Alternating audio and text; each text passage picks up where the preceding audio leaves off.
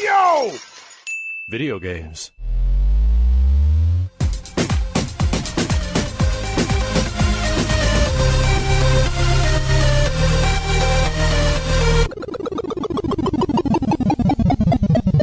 What up, dudes, and welcome back to the YoVideogames podcast. I'm Matt. And I'm Andrew. And once again, thank you to all our generous patrons who've kept us going for over 400 episodes. Yeah, if you're interested in becoming a patron at any level, please check out patreon.com/YoVideogames. Dude of the week is Moneyman Jr.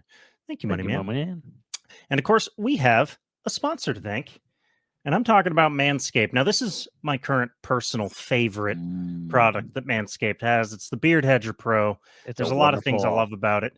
And it's the perfect time of year to be looking at these two particular products, the other being the Lawnmower 5.0 or the Performance Package 5.0 if you're going to get the whole deal, because it's the holiday season. Now, you could be like me, a real man who gets his father-in-law ball shaving products. Hey, man. You could be that, but you don't have to. You could get him the Beard Hedger Pro. You'd be very happy with this. This thing's excellent. It's very convenient. I have used it pretty much everywhere on my head in a pinch, but for my beard specifically, I used it just today and I cleaned up my neckline. The thing that makes it so great is this dial that just lets you on the fly raise and lower the guard real quick by like 0.5 millimeter. That thing works very quickly, very fast, and right out of the box. And also convenient, the Lawnmower 5.0 has a new head attachment system so that you can switch to a handyman head, like the handyman razor, to get a completely smooth trim on your tree. That's right. Now, you might be thinking, I don't trust that, but I did it for you. I tested for you in the shower, dry and wet. I've tested. I've even shaved my head with this just to see how. I didn't do that, but I've definitely tested the 5.0 in the shower, and it works. Another cool thing about the 5.0 that I just found out about is, like, if you use this enough that this gets dull, you can literally just pop off this head, and for like a couple bucks, they'll send you a new head. The roller, and then the sort of like the little give and has where it helps you really get around those sensitive curves, or around your taint. If you get this, and I can give you any advice, you don't need to press down on your skin. You don't have to hold it like like some of the older electric razors stuff. You have to like press down to make sure you don't have to do that. That thing's excellent. You don't have to put any pressure at all. But again, perfect time to buy. They even have stocking stuffers. If you want to stuff some stockings, you can get the crop preserver. You can get the crop reviver. You can get the crop mops, which I love to keep in like my backpack or in my work bag or my workout bag. Amazing. But head over to manscaped.com. Use our code YoVG, all caps, for 20% off and free shipping worldwide. That's manscaped.com. Our code is YoVG, all caps, for 20% off, free shipping worldwide. Your balls will thank you. Right. You want to deck the halls with some nicely trimmed balls. Deck the balls. Deck your partner's halls with some nicely trimmed halls. So for those of you watching the video, you can see that I turned my desk so you can see the better part of my office instead of my equipment rack with all my film equipment and computer parts. You now can see some of my artwork, but this is the thing that blew Matt's mind, which I thought I'd shown you this before, but when we were kids, my brother and me and my grandfather made a wooden Buster sword. I heard this story. There you go. I just saw that. I'm just like, you got to serve some cheese and meat platter on that, is what I think. We were originally going to paint it, but I think it looks cooler with wood. So I hung it up and I put some LED lights behind it. And then, of course, I got my Borderlands swag and stuff. And artwork good old Borderlands. Oh, boy. I like Borderlands. And then I think a lot of people do it, but it's definitely in a weird situation right now. Oh, sure. Yeah. Aren't they making a movie? There's a movie coming, right? There's a movie. Yeah. I don't know. Who knows? But yeah. So we're right on the eve of the game advertisements, and there's a bunch of there's stuff going on. A lot of leaks. So Yeah. GTA 6. It's funny. GTA 6 trailer. They announced the release date ahead of the Game Awards. It was before, which I totally called this. I totally said they don't need the Game Awards. Everyone was so damn sure, so convinced. You were so smart. Your brains were so popping. Your neurons were so activated. And I'm sitting there going like, they don't need the Game Awards. It's not going to be at the Game Awards. They don't need them. How dare you? Jeff Keighley puts his heart and his soul. I don't into care that. how much the stars align for this. I was right because I was like, they don't need them. And within a day, it got 83 million views Right. on YouTube. Of course, they didn't need them. That was the point. It's so big. This is the biggest effing thing there is basically GTA 6 at this point. So And what year is it coming out? 2025. Oh, right. Yeah. Well, it's going to come out fall 2025 and get delayed, and then it'll be like spring 2026. May or may not get like another little bump out of there, either into late summer, early fall 2026, and then it'll actually come out. Any leaks for stuff coming out in 2024? Exciting. I don't know. There was that weird thing that Max got sent, which was new era, new energy from Sega. Watch the Game Awards. It looks like it's probably Virtua Fighter related. We're guessing. We have no idea. Well, that would make sense for why it would be sent to Max, though. Yes. Like they're not gonna send him like an because like MMO some of the Sonic people didn't get it. Like some of the big Sonic streamers, content creators were like, I didn't get one, and I'm like, well, it's probably not Sonic then. Thank God. Can I look? I'm not. I promise you, this isn't like throwing shade, but the fact that there's big Sonic streamers, crazy. Oh, trust me, Sonic people love nothing more than to make themselves heard. Hell yeah! All right, I bet. I'm but you not know hating. what? I'm hating on this stupid cycle. It's a different Sonic cycle than the meme Sonic cycle, where it's always like. Somehow I feel like Sega has done this magical thing where they get independent content creators to get hyped for their game, and then all the other people who are not Sonic diehards are kind of like, I don't know, we're a little more like we're a little more reserved with it, and then the game comes out, and lo and behold, the game is decent at best. Right. And it's like, yeah, everything we were kind of like, it looks okay, but I have reservations. Reservations are warranted.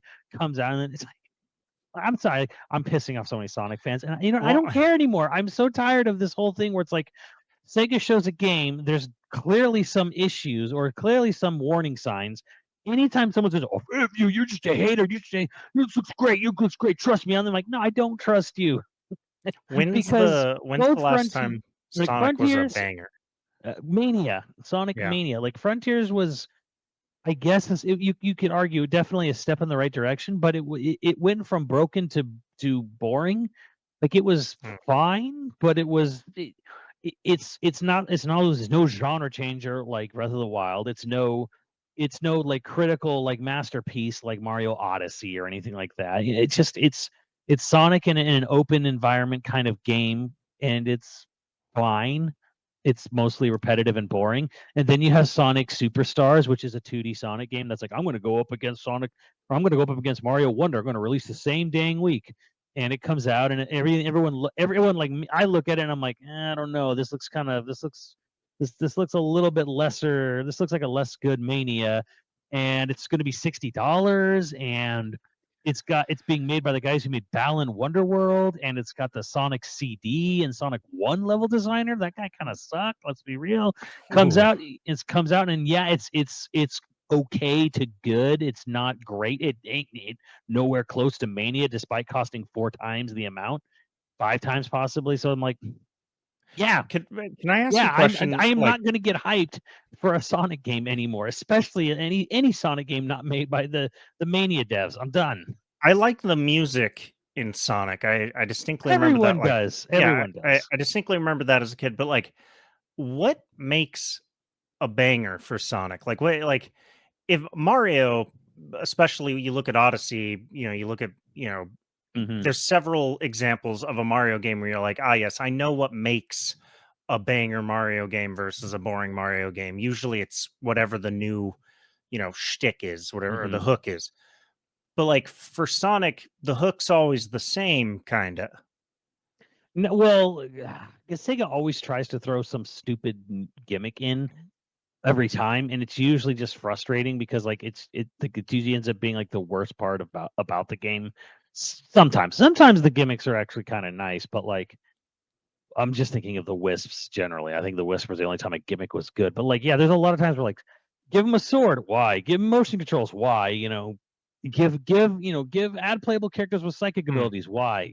Like just stop doing dumb things.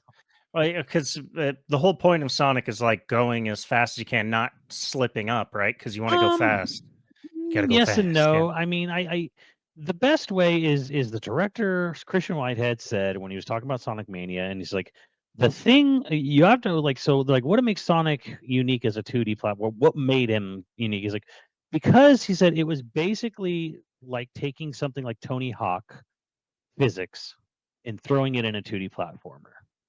That's Okay. what he's like. That's what I think in my mind. I don't think he said this personally, but in my mind, I think that's why he gets it, and what is and what other Sonic people don't, because it's not about how fast you can go. It's that the whole level is a giant skate park in a way, with the slopes and the ramps and everything else. And you don't just go fast, you use it to launch yourself up really high. You use it to like access certain areas, like the discoverability Okay. on a rolling momentum movement based thing is what makes it unique. He's like, because it had this sort of Tony Hawk, like he said, it had this like weird Tony Hawk quality to how you moved and interacted with the environment, and that's what made it different. Because Mario's very, he is almost like pixel by pixel. You can count, step, step, step, step, jump, block, Yeah. everything's very like programmed and planned out in Mario, with blocks and the way blocks and shapes are used to convey the environment. And that's even true in Mario Wonder. As goofy as the game is, it's still a Mario game,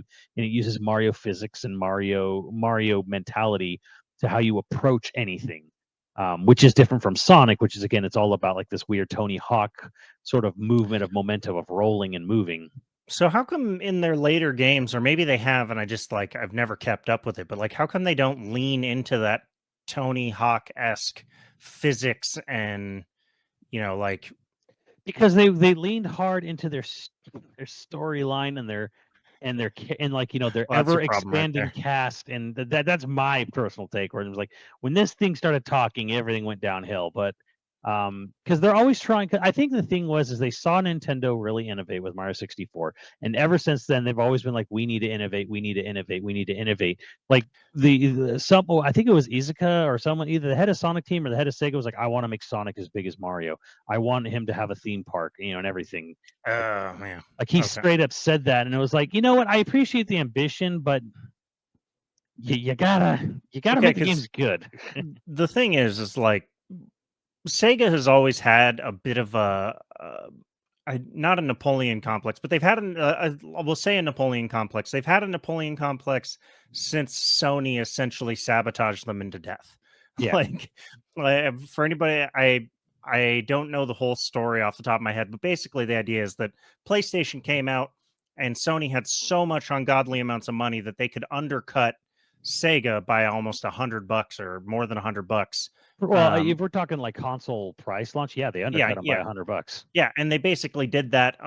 Sega dropped to try and be competitive, and then Sony dropped again because they knew they could eat the losses, and it basically screwed Sega long term. Like Sony is the Mhm. reason Sega died, and Sega is in the Absolutely. state it is today. People will say, "Oh, it's because of 32X, because Sega CD," and it's like, no, not Eh, really. Because here's the real truth. The real honest to God truth is that Sega is the product. Sega is the product of their demise because of Sony.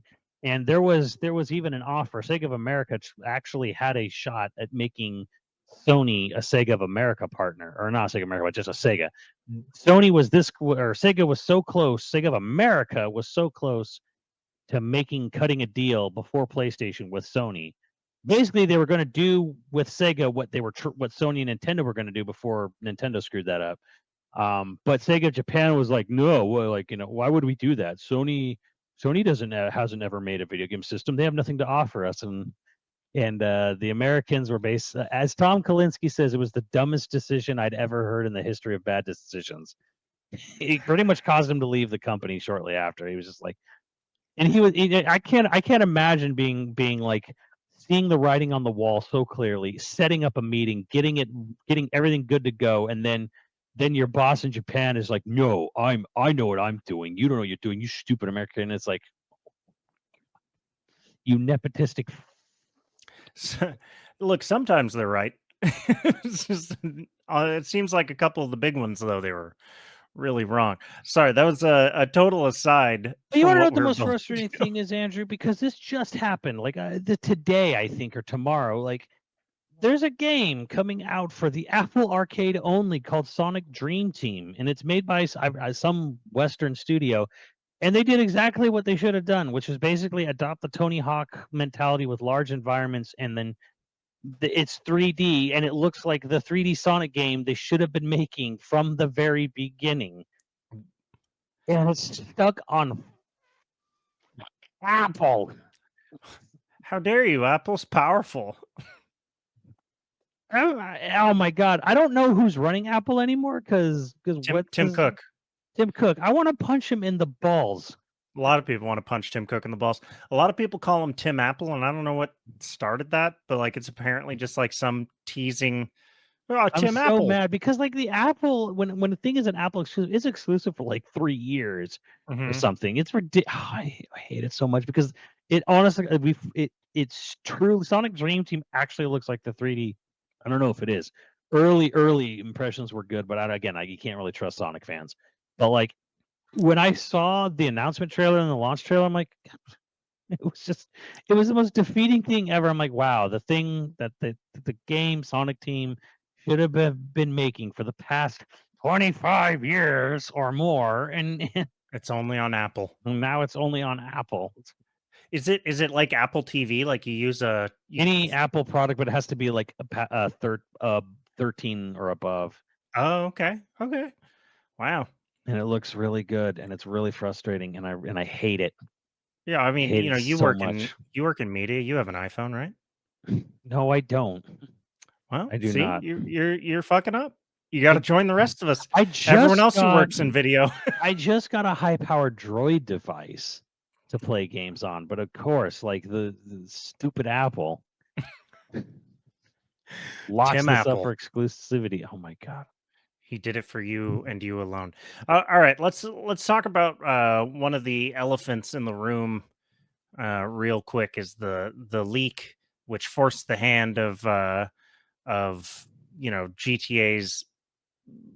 Yeah, leaks are happening more and more these days. Yeah, so they announced the release date, and then it leaked or some footage of. I don't actually know. I didn't look at it because I'm a little out of this loop. But it turns out it was the art lead's son. It was the son of the art lead, the guy who's been there since GTA 3. Ooh. And people are like, "Oh, is he going to get fired?" And people are like, "No, he's absolutely not." Like he's like one of the highest devs in all of Rockstar, and he's been there from the beginning. He's not gonna. And his kid leaked it like a couple days early or whatever. Yeah, because they uploaded it to the YouTube account early. Yeah, and so it was there, and like the kid. This is a tweet that I saw, so I don't know that this is necessarily accurate, but apparently that's the reason. That was the weak point, and more that's going to happen. So one thing that I just wanted to like have a section that we talk about is like not really no one loves leaks, even when it's for something like this that's coming out in a couple of days and is basically totally finished. Like nothing. It didn't get harmed by being leaked. I don't think so. But it's many things. It was too close to when they're going to show it, and then they ended up just showing it early anyways. All right. Just because why have that 24, 48 hours of like leaked footage just put it out there. It ain't gonna hurt anything. Game's not coming out for 2 years, so yeah, and it makes me think that really the only harm is that they paid money for it to be at the Game Awards, and now they're like, why did we do that? But they didn't. Well, they might have though. No, they didn't at all. They haven't. It's not going to be. There is no connection there. This is what I'm so Andrew. This is why I'm so frustrated. Everyone is so. There's no connection. There's nothing there. They didn't need them. They never did. Well, I'm not saying that they needed This them. morning was when it was going to release. The Game Awards is tomorrow. Oh, I Or not tomorrow, misunderstood. the day after tomorrow. Whatever. What day is this? Game Awards is on Thursday. Right. Okay. Yeah. It's this. They were going to show tomorrow it. when this airs. They were going to show it on. They were always going to show it on Tuesday morning, and it leaked on like Sunday or something. And then they just decided, F it, release it, like dump it out on Monday. Yeah, I totally misunderstood. I thought what you were saying is that like it doesn't matter that it leaked early because they don't need the Game Awards anyway. I didn't realize that you were saying it wasn't ever going to be at the Game Awards. It was never going to be there. Oh, they that don't seems need them. crazy. That just seems. It seems like that would have been a big one to be at the Game Awards, No, right? well, Like Jeff Keighley. Like they don't need them. They got more views in a day than the Game Awards will ever have ever. Oh, Jesus. So we're not going to speculate on what's going to be announced and if there's going to be anything cool. I hope that there's at least a couple things announced that are coming out in 2024, because it finally seems like, and correct me if I'm wrong, but with GTA 6, and you said this earlier, it finally seems like maybe we're actually going to get next gen games now. Yeah, 6 really like. I mean, here's the thing. I don't play GTA, not my thing. But that looked like a next gen game. That was like this great. I'm like, this looks like this is what next gen's supposed to look like. There's a couple shots there that look like they're live action. And it's so good that there's almost an angry. There's like it's so good that some people are already like, oh, I better get a PS5 Pro for this. And I'm like, okay. And I'm like, guys, we have not even seen the PS5 alone come close to delivering anything that warrants its next generation, price tag or refresh or whatever. Because no, not even Spider-Man 2 did. No, like God of War Ragnarok and Horizon 2 Forbidden West are both on PlayStation 4. They both look comparable. They don't look as good, but they look comparable. They run comparably well. Like we are so far from PlayStation 1 Resident Evil, GameCube Resident Evil Remake. That was a graphical leap. Yeah. That was one console generation leap from Resident Evil to Resident Evil Remake. That was a leap. Okay? Like we are so far from having these massive graphical leaps that we used to get from PS1 to PS2, PS2 to PS3. Like it's diminished greatly. Like it got diminished. It diminished every single generation, and now it's barely an upgrade. If anything, it's just a performance and resolution upgrade. It's no longer like this thing cannot physically be possible. We couldn't even render, we couldn't even render the landscape on last gen. Like you could not render one character model from Resident Evil Remake on a PlayStation 1. If you did nothing, if you used the entirety of the system's horsepower to render one character model, you couldn't render one character model from Resident Evil Remake on PlayStation 1, because that's how big it was. Now it's like, oh, you can make the whole game, it just won't be as high res or as high frame rate, but the whole game will run still. Yeah. Like, yeah, it's and to make a comparison, the Nintendo Switch which is basically a PlayStation 3 Pro. If you want to like, what are the guts of the Switch? It's a PS3 Pro. If there was a PS3 Pro, they've poorly but somehow managed to get Witcher 3 running on that thing. Arkham Knight's running on the thing terribly. Mortal Kombat 1 is running on the thing terribly. Hogwarts is not great. Hogwarts Legacy, but it's running on that thing poorly. Like they've gotten some miracle ports, Doom Eternal, Doom 2016. Like, we're just maybe that's what's going to be. We're in an era where it's just about optimization. So it's kind of nice when GTA 6 comes along and it has all the literal money in the world at its disposal and all the time at its disposal, all the time, all the budget, all the time. And what does it look like? This. It looks like this. Games look like insane now, finally. And it's going to be live services, so it's never going to die. And it will never die. No. And there's and there was no PC version announced because they're going to do it obviously a year or two later. If you could double dip, and then they're going to have like an advanced version on the next generation beyond PS5. It'll be the PS6 version. Right. So then you can triple dip, and you can start the whole thing all over again. Well, they're spending $1 billion to make it. They're going to want to make a few $1 billion. Oh, and they will. Yeah. They will. Um, Because that's the thing. At least here's the thing about ballooning budgets and all this crap. It's nice when you see something that looks like it spent all its money. You yeah. know, like okay, great anecdote from Kevin Smith on his podcast, one of them, where he was talking about Avengers: Age of Ultron right when that movie came out. He says, "Oh, Avengers," and then I was great, and I went the next day. And I saw Mad Max Fury Road, and then I took my buddies the day after that to see Avengers again. Some other friends who hadn't seen it yet, and it was just like, man, like Mad Max looked like every dime of that budget was used on screen. I go back to see Avengers, and it kind of looks like a PS2 opening. And I know exactly what he's talking about because that opening scene in the snow, like that snow fight scene or whatever, it's like, yeah, that looks like a video game. He said it was just like, yeah, Avengers is a great movie, but it looks like a video game. Mad Max looked like they spent everything they had, on making a thing. And man, it's nice when a big budget feels like it was spent. Like yeah. for and to theme park because I know you probably haven't been to a theme park since you were 10, but How dare you? you go on Rise of the Resistance and it's like it feels like Disney spent every single buck they had on this ride. And then you might go on another ride that's more recent, either at Disney or Universal somewhere, and you're like, well, that was okay, but it's like then you realize, oh, this ride cost as much or more than Rise of the Resistance. It's like, well, where's the money going on this?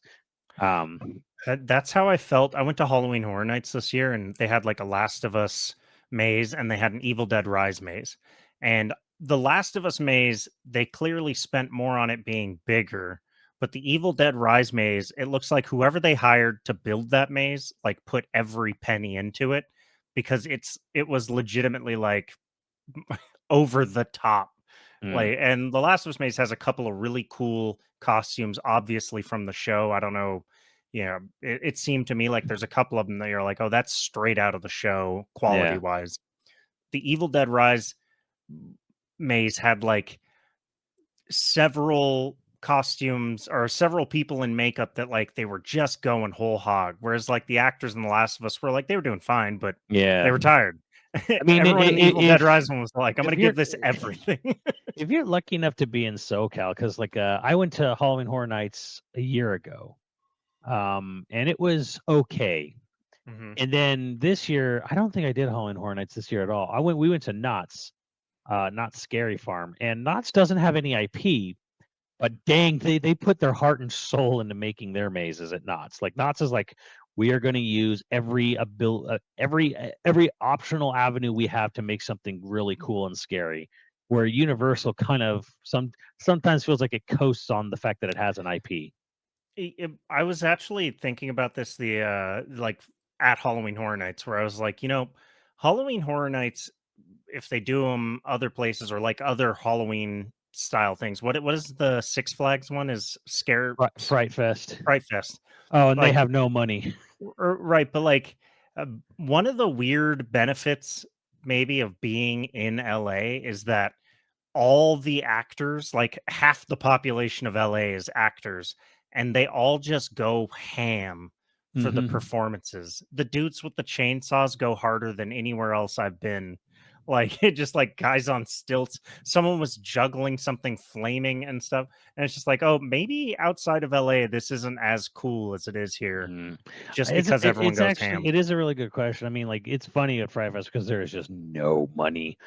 whatsoever. I really hope that merger actually, puts some TLC into Six Flags because Well, oh Six my Flags, God. Six Flags has been limping along for a while now. It has been. So I was like, I was shocked that they were merged and not just flat out bought out. Um, but yeah, apparently because Cedar Fair has always been this like, we don't have a lot of parks, but we just run them really well. And Six Flags, like, we have a ton of parks. We don't spend any money on them. We just collect. Yeah, the only reason the Six Flags here doesn't totally suck is it's the test park. So, yeah, they just put all the really big like record breakers here, and then if someone dies, yeah, they're expendable out there. It just adds to the mystique and lore of the place. Probably an actor. Ooh. Oh. Like that's one side contract we don't have to renegotiate. Oof. But okay, so But anyways, we're not like going my to get point anything. is that I like it. I'm not an advocate for big budget stuff because I know some people only like, well, I just want AAA. That's why you spend money. And there's honestly there's some honesty in that where I understand like, hey, you spend money, you want it to look as good as it does. But I'm definitely not an advocate for AAA stuff. But I'm like, look, if you're going to spend a bunch of money on something, if you are a publisher with a ton in your pocket, spend it. Like Um, it is as slow of a rollout as Rockstar is. At least we can look at this trailer and go like, well, it looks like they're taking, 10 years to make this thing. So yeah, 10 years and 300 people. 1,000. 1,000 people? It's even more. Oh yeah, there's around 1,000 plus people making this. You got to Amazing. remember too, though, that this is also people coming off of Red Dead 2. In between. Which Red Dead 2 looked really, really, Really good. good. It did. This looks better. Yes. This looks As well it actually should. This actually does look a console generation ahead. So, and the thing is, I can understand. Again, going back to that mentality. Do you remember there was a time? I don't know if you ever met. We called him Big Red. Yeah. Okay, so Big B, Red. yeah. Yeah, B. So we were at Bojack's birthday, and he was playing Monster Hunter Tri on the Wii because it was a Wii exclusive. And Big Red came in, and he was just kind of like, I'd kind of like to get in, but why is it look? This is during the Wii, when Wii was super underpowered compared to 360 and PS3. And he was like, why do they keep making it for this? He's like, well, whatever it's doing. Like Bojack goes, doesn't matter. It's still fun. It's still good. He's like, yeah, but I'm not good at games. I can't play games for a long because he has a pretty intense job or whatever. Yeah. So he was like, so I'm not good at games, so I just want them to look good. And it kind of was like this thing where it's like, I kind of get it. Like I mean, like I'm very much like gameplay is king, but I was like, just think about this from a very outsider perspective. You don't have a lot of time, and you're not very skilled at them. Like you just admit, I'm not a very good gamer. So when I buy a video game for hundreds of dollars, and then I'm paying 60 plus to get new video games or whatever, I just want it to look good. I just want to look, So it's like, yeah, I kind of get your point there, where it kind of feels like some people like graphics are not everything, and we definitely should. I definitely don't want to dip into that mindset of like graphics are important or Right. whatever. But I kind of understand where sometimes like for people, it's like if I'm going to pay $70, $100 for a game, I wish it would look good, or would look like money was spent on it. I think really, if anything, I think it's just the point I'm getting at is like it's nice to see a game that's going to be expensive look like it was expensive to make. It also is just nice to see a game that looks like it belongs on the system I bought. Yes. Like how many were 3 years going on 4 years into the PS5? Something like that, yeah. Yeah, something like you said 5 games are PS5 exclusive? Well, Not counting let's see PS5 exclusive that have not come out on PC in any way, shape, or form. It's like Demon Souls, the Astrobot game that comes with the system, Spider-Man 2. PSVR? Was there any PSVR games that justify? Sure, there's but then you need a PSVR 2 headset, so you need two things. So yeah, there's Spider-Man 2 in GTA 7, I think, or not GTA. Gran Turismo 7 might be PS5 exclusive. I don't know. I don't play that game. Right, so we're more than halfway into this generation, into this console generation, probably. Like it. I gotta be honest. Like I'm really happy that GTA 6 looks as good as it does, but it also drives home just how shit-tastic Sony has been about this generation. And granted, you could say like, oh, well, Xbox isn't doing any better, but great, but they haven't been doing better for what, 2 generations. Yeah. So that's why I own a Sony system and not a Microsoft system. Like I want Sony to do well. And now we're staring down the barrel of a empty 2024 for Sony, which means that the true next gen game isn't coming out until 5 years into this generation. Now, that doesn't necessarily mean that the PlayStation 5 is useless because it plays everything else coming out for like the PS4 Pro better. Yes. I am not unhappy with the performance of my PS5. And games like Demon's Souls do look very good on it. They do. And I mean, you know, I'm probably going to get The Last of Us 2 remaster just for that new game mode, probably, personally. Well, it's only like a $10 upgrade for you, I think. Yeah, it's only 10. That's the only reason. That is also the only reason I'm doing it. If it was $60, I'd be like, go fuck yourself. $70. You know, but I'm gonna get that. But like the graphical update, like it was already a gorgeous game. The graphical update that they keep showing side by sides for, it's all like, oh, the lighting's a little bit softer. And yes, lighting is one of the most taxing things for a console, for an engine and stuff like that. I get that. I felt the same way when they were showing comparisons of Horizon 2, you know, where they're like, go into graphics mode. And I remember Digital Foundry of all people were like advocating for like the graphics mode. Like it just adds so much more different. Like I don't care, dude. This is a European game, man. They still haven't figured out button timing correctly. I'm in no way, shape, or form am I going to leave this in the hands of 30 to 45 frames. It needs every frame it can get for a button press. Look, you're pissing off an entire continent, and I don't know if I can stand for it. There is at least half a dozen Europeans that I like. Look, there's probably some really good. I mean, like Ninja Theory did okay. Ninja Theory is a mixed bag. Like DMC, for as much as people hate it, the combat felt good, especially in Definitive Edition. It did feel good.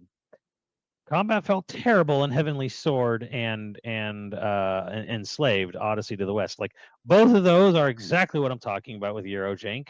And then they did do DMC, which did feel really. I don't know how responsive Hellblade felt because I never played Hellblade, but since it's after DMC, I'm assuming it's good. It was good. Yeah, I liked the combat in Hellblade. And actually, speaking of Hellblade 2, that's going to be a truly next-gen game, probably. Yeah, it's one of the earliest games to get Unreal 5 support, so but that's not coming out until 2025, probably anyway. No idea when that game's coming out. It shows its face every couple of years at the Game Awards and then vanishes. Jeff, pop on some Hellblade 2 announcements, bud. Hope well, I mean, look, just done that game so many years because it's been at like 2 or 3 of his shows now. If anything, Ninja Theory needs to be like, okay, it's great. I know you love your presentation. You have 3D spatial audio. That's so cool. Oh my god, Unreal 5. When's it coming out? Cool. When's it coming out? You announced this game when Christ was pooping in his diapers. Like, where's the game? I'm sorry. To me, it's not even about. I want the game now. No, just give a release date. Give something. Like, how long do you need? What are you, Tetsuya Nomura of Europe over here? Like, let's go. I know this is not an anticipation episode, but I sort of am anticipating the Game Awards this year more than any other year because 2024 looks so, I don't know, empty in a way. Yeah, it's like, okay, so there's some stuff in the first couple months, right? You know, your Last of Us 2 and Final Fantasy 7 Rebirth and Dragon's Dogma 2, like right there. We're all right at the same time. Tekken 8, you know, all within January, February, in like a couple things in March. And then after that, it's just like, it is a Sergio Leone film, you know, opening of a panning shot. Year of the backlog is what I'm calling it. It's just, that's what it's going to be. It's going to be a catch-up year where, like, somebody should just say that. I don't know who it's going to be. You know, maybe Phil's going to be the brave one. It's just going to come out. It's like, actually, we think this is the year you should finally go through your Steam library, you assholes. You got 100 games or to just play. go through Game Pass. That's what Phil should say. And he'd still be right. I if you were Jim Ryan, I part of me is like, oh, Emperor for the Day. I would be pressing for any type of solid release date to be announced as soon as possible this month. Like, if anything that's coming out 2024 needs to be confirmed. Yeah, because here's the other thing too, right? You know how October became this bloodbath and it caused several games in both September and October to just kind of like Yeah, we're we're gonna delaying. wait. Like Yeah. RoboCop did that, and then Alone in the Dark did that. Mhm. And they're just open. Like, look, we're gonna get killed if we come out at this point in time, right? So they just Maybe moved it that's out the of the move. way. Yeah. So here's the thing.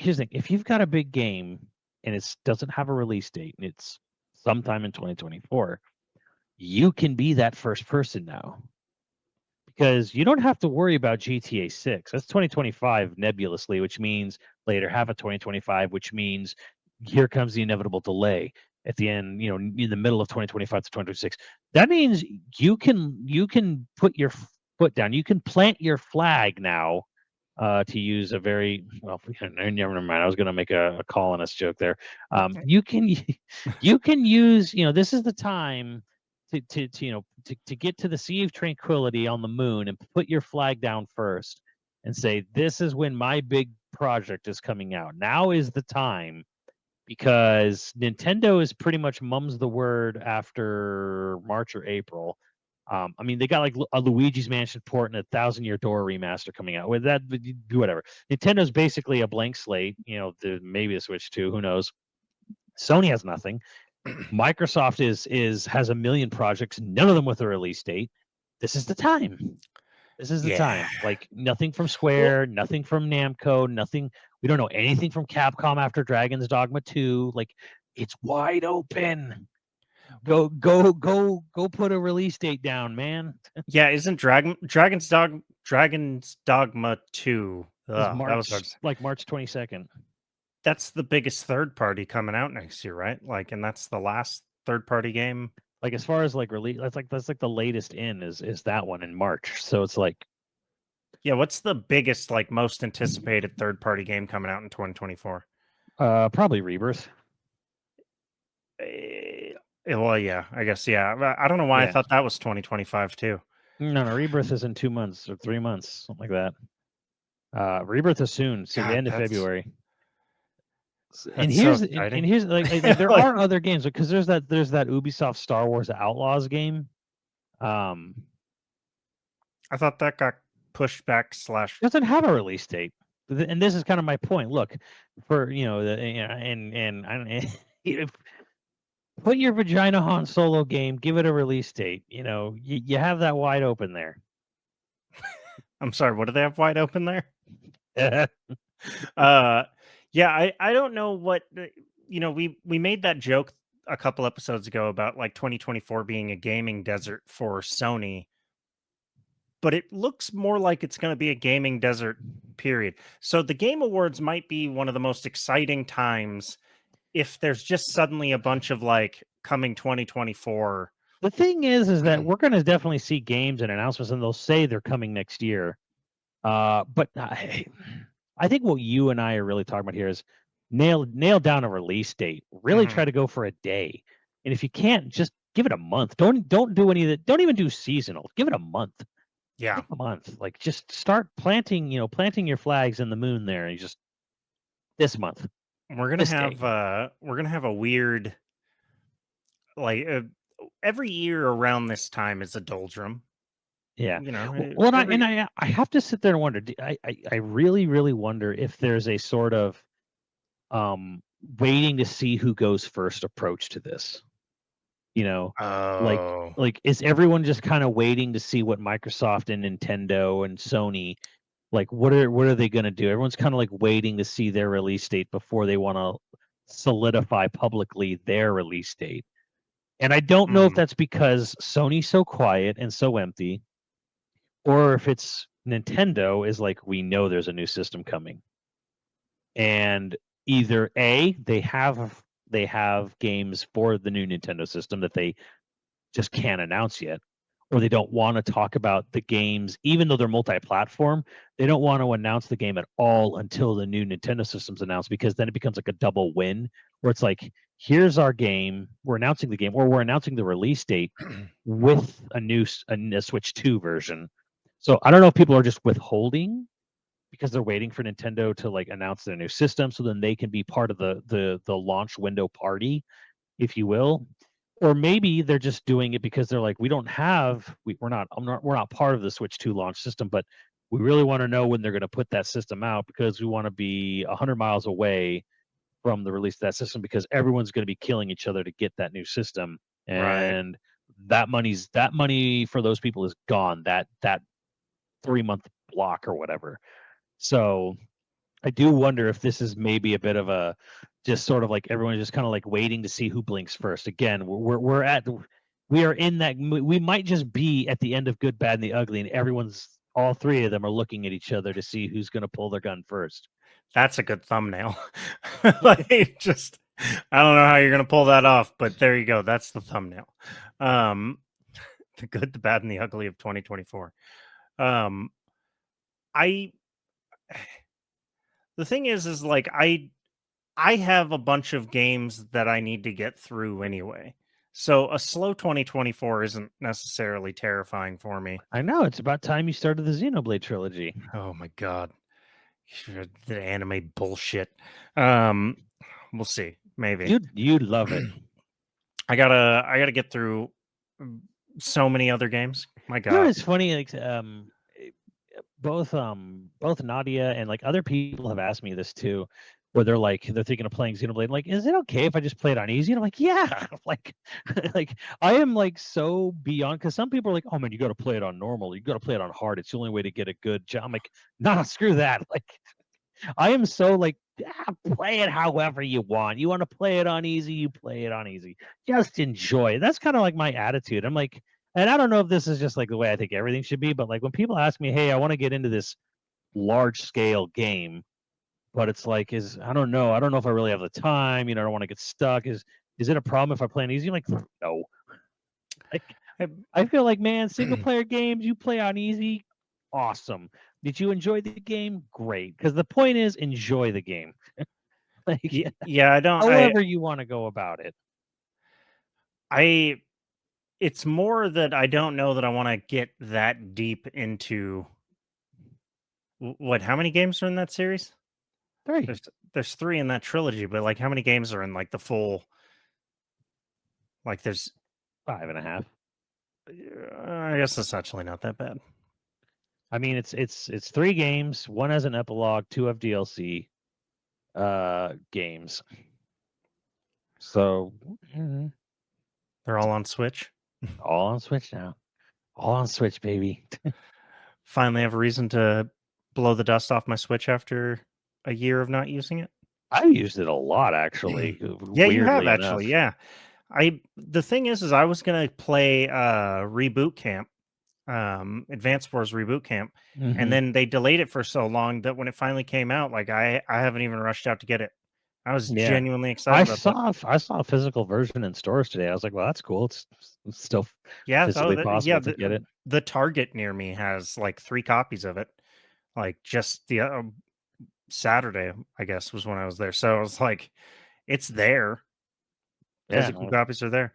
I also haven't played Tears of the Kingdom yet. I want to get through that finally. So I guess 2024 is. Well, I know that you played Breath of the Wild. I mean, people are gonna be so mad at me saying that. I'm like, look, it's obviously it's a much different experience because of the Lego aspect of it. Yeah, but it's Breath of the Wild with Legos instead of like freezing and time stopping and magnets. Like, now it's Legos. No, that's fair. And I haven't rushed out to get it for that reason, and it is $70 for no reason other than Nintendo's just like, I can capitalize on greed. Yeah, and you really don't find used copies of it either. Like, not really. really. I don't know. I guess not. I don't know. I mean, I haven't been like hunting for it, but I look in like GameStop whenever I'm in there. It's an investment, of a time sink, that game too. So Yeah. And I kind of rushed through it because, like, the thing is about Tears is, like, it's very cool. The mechanics are insane, Hmm. but there's nothing tying me to that world, especially since it is the same world, remixed a little bit, but it's the same overworld with some stuff's happened, and then there's like floating islands, and then there's like this big underground, vast, dark nothingness below. Um, uh, I don't know, like it's a You're strange thing, like because you're selling me on it. I'm really not. I don't know, dude. It's both very good and also just like it's very odd how detached I've become from Zelda, and Mm. I think a lot of it just it has to do with the fact that like it did what I really wanted. I really wanted a huge overworld. I wanted this big immersive, a landscape to play in. And then what was the cost? What did it cost? Everything. It cost story. It cost music. It cost writing, characters. Like it cost dungeons. It cost items. Unique items you get throughout the game, not just at the beginning of the game. Like it cost everything. So Yeah. you got your big overworld. You have this really immersive way to interact with it. Both taking everything else away, taking the combat away. You want to make the combat cool. F around with the physics and the fire and the hang glider. That's how you make combat cool. I'm like, no, no, I want to do cool stuff like in Platinum games. I want to do a lot of spinning and high yas. Yeah, I want parry. There are parries in the game, but I want like really cool parries in Witch Time, and I want air combos and stuff. No, no. I All right. can't. Well, let's end on some speculation. Do you have any speculations on what you think will be announced at the Game Awards? Do you think there's going to be I do anything? think there's probably going to be a Virtua Fighter thing. I think we're going to see probably either a deep dive in Star Wars Outlaws, um, or there might be a deep dive in some other Ubisoft product. I think Ubisoft's still looking for like their moment to rebound with some big With projects, and I think something? Yeah. I have this funny feeling that Game Awards might be that thing where they want to come away with people talking about whatever they show. Maybe that's Star Wars Outlaws. Maybe that's something else. I could see it being Star Wars Outlaws. Because Activision is basically off the table at this point. One, they've been Call of Duty forever. Two, they don't talk about their products until the next year. Three, I don't know what Blizzard's got going on. Four, Microsoft now actually owns them, so there's no incentive or pressure any longer. Sony, to me, is the one with the most to gain here. They don't typically do anything big for Game Awards. They usually announce like a PC version of a game, the DLC for a game. Like Burning Shores was announced at Game Awards. PC versions of their games are announced at Game Awards, but they don't have like major game announced. They save that for their own state of play. But again, because they're so barren, and I personally, it's hard to find a ton of positivity for Last of Us 2 remastered, even amongst people who like Last of Us 2. Kind of felt like, really, like we're mastering the game already. Yeah, Okay, I also feel the same. One of the things that I think I do sort of suspect, I don't know how much credence there is to this, but I suspect that because Druckmann has, like, in every single interview he's done in the last 6 months, gone out of his way to say, like, oh, I can't say there's anything, we're not working on anything, just The Last of Us 2 remaster. Part of me is like, oh, he's going to drop like a little teaser for something that's coming out in hmm 2025 or even 2026 honestly, I or think the something. best thing Naughty Dog could do is just like not announce something that's third person with hyper realistic graphics. The best thing they could do is do some off the wall thing like a Jack and Daxter, just to really show that like we can do whatever we want. Nah, they're artistes now. Yeah, and a true artiste doesn't paint on one canvas with one brush. Fair. No, I do sort of suspect it's going to be like a Last of Us 3 type deal. Yeah, I don't know. I don't expect Sony will announce anything big, but I feel like this would be a pretty good opportunity to do so. Here's the other thing though, is that like whatever anyone announces is going to have to like announce on the back end in the shadow of GTA 6. Whatever happens is now in the shadow of GTA 6, but nah, in internet time, it's been a few days, so it always will be in a way. So yeah, I expect we'll probably see updates on games we don't care about, like Suicide Squad and Skull and Bones. Oh God, Skull. We're gonna see That poor effing game. the poor developers that have been dragged along on that. Oh man, just getting slowly asphyxiated. If what happened on that isn't 3 hours, I'm going to personally call Matt and complain. It's just one sentence. I don't fucking know. Yeah, no, because here's the thing, like it's crazy when you actually go and look at like the announcements, like the recap of previous Game Awards, and it's like, oh yeah, oh yeah, oh yeah. You have so many oh yeah game moments. And I forgot all about that game, and that seems to be the biggest sort of like damning thing about Game Awards is that they will constantly announce projects, and you might be like, oh, kind of cool, and you forget about it in a month, and then a year rolls around, and you're like, you forgot that game even existed. Period. Right. Well, speaking of like, oh yes, there's been that rumor that Capcom has a secret announcement Yeah. that they're making, and like everybody's like, it's Dragon Dogma. It's just that. That's the only thing you got coming. Maybe there's that sort of a surprise coming, or like Capcom with a chair. What I hope as my true hope is I have two real hopes. I hope for Virtua Fighter 6 to be a real thing, and I hope Rebirth gets a demo drop that night. Selfish, since That'd be cool. It's not selfish. I'm hoping Rebirth gets a demo drop that night so everyone can play it, not just me. And Max. The thing is that I have it pre-ordered, and I don't know why. I genuinely thought it got pushed back. Yeah, understandable, because that's how every video game works nowadays. Yeah. It like when you said like, oh, it's coming out in February, like I had this giddy little like, oh yeah. Yeah, soon. I think honestly, it because like the previews were so long ago now, in internet time especially.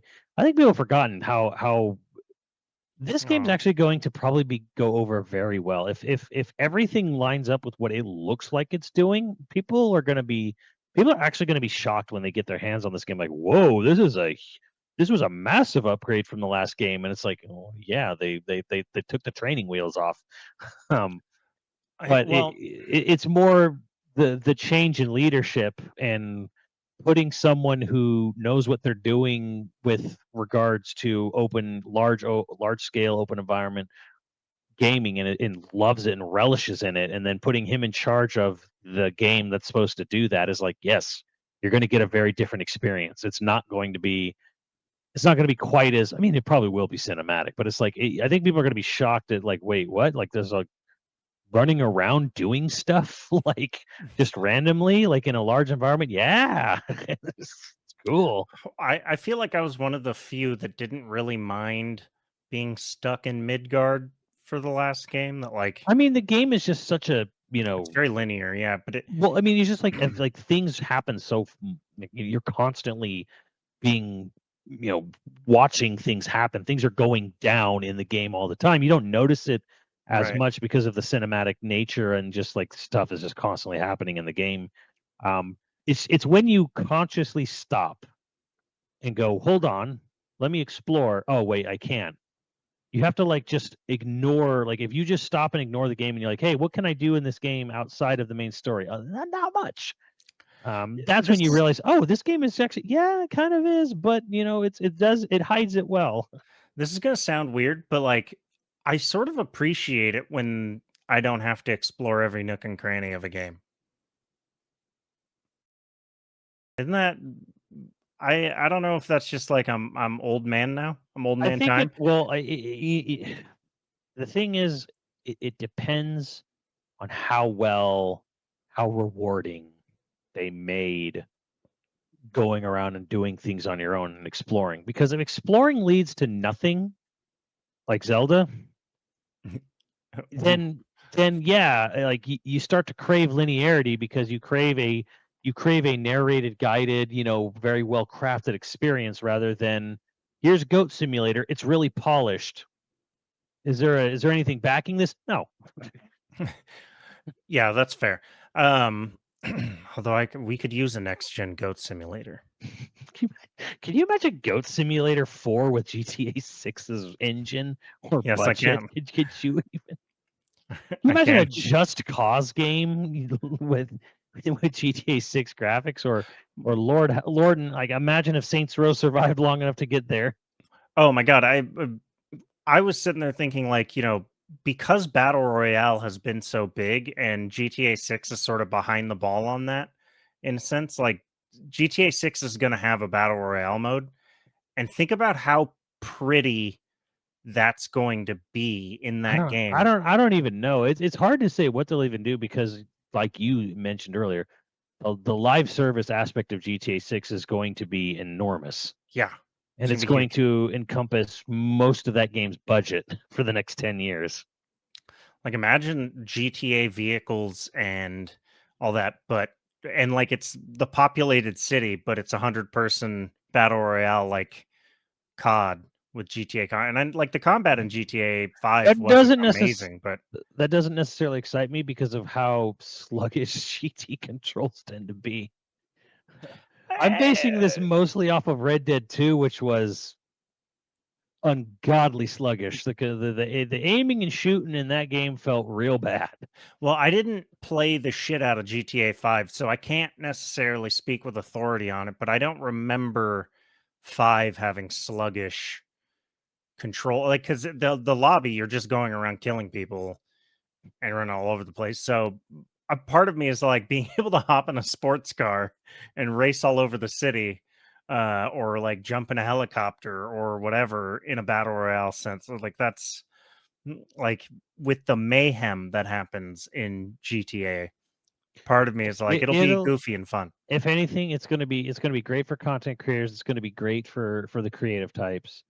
To get in there and dig into something that looks that insane. Yeah. Because like the random insanity and chaos that you're going to see spawn out of, because it's all, I mean, the games is already a simulation of Florida. Did you spot all the references to real Florida events that they hid Yes. in the trailer? Yes, there's so Like a lot of many. Florida man shit. There's so much, like, well, that I'm like, is this a nod or is this just, or they just sort of, I couldn't tell if it was like her remember this thing or if it's just like, no, we're recreating Florida. Yeah. No, one of my favorites was like the lady twerking on top of the car that's speeding down the road, and I immediately remembered it from a viral video and I think it is Florida, but a viral video of someone doing that. And it's like it's not a one for one of that video, but like it is very clear like they're doing it on purpose. Just the simple thing with the dragging the gators out of the pool and Yeah. stuff, and like the weird old ladies, on camera phones and stuff. I'm just like, so it's just a simulation of Florida, Yeah. which, For those of us that have family in Florida, it's pretty accurate. I mean, if You you're can gonna see. make something with that kind of budget, you're gonna have all the money in the world go into what state or what city, whatever do you want to is going to give us the most chaos? Oh yeah, Florida Simulator. Like, it's basically Satan's playground. So, On that note, we have producers to thank. Again, if you're interested in becoming a patron at any level, please check out patreon.com/YoVideogames podcast. Dude of the week was Moneyman Jr. Thank you, Moneyman. And our producers for this episode are Mutton Chops Johnson, Screwnomi, Croy35, Hyper Viper 89, and Ziggy Z. Thank you, dudes, and we will catch you next time. later, dudes.